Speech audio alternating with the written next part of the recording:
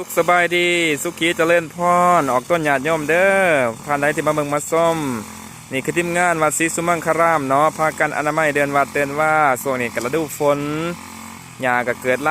ายเนี่ยพี่น้องป่องป้ายออกต้นหยาดย่อมเฮานี่นะอนามัยเดินวัดเตือนว่าหญ้าของหญ้าควักเนี่ยวัดศรีสุมังคารามบรรยากาศสดชื่นเนาะไก่จะคำย่ำแรงน้องๆลูกเจ้าดกเน่นกับพากัน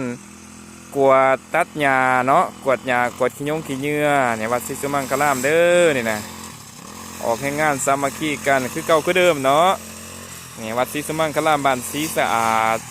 เจริญสุขเจริญพรออกก็อย่าย่อมเด้อที่มาเมืองมาส้มเนาะมาให้กำลังใจไอ้จ่อยเน้นนี่พากันเฮ็ดเวียกออกให้งานหาวหันเนาะพากันออกซอยกันพลเล็กละน้อย เจ้ากวดคอยกวดเนาะพลเล็กละน้อยเด้อคอยเป็นคอยไปน้ำกันขอให้เป็นบุญเป็นกุศลของไอ้จ่อยเน้นห้องสุขุสุขคนเนาะ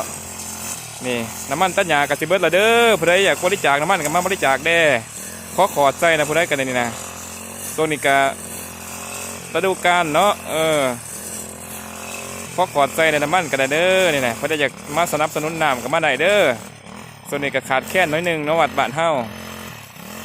เจริญสุขเจริญพรอยู่ดีไม่แห้งเป็นสุขสุขคนเด้อสาธุ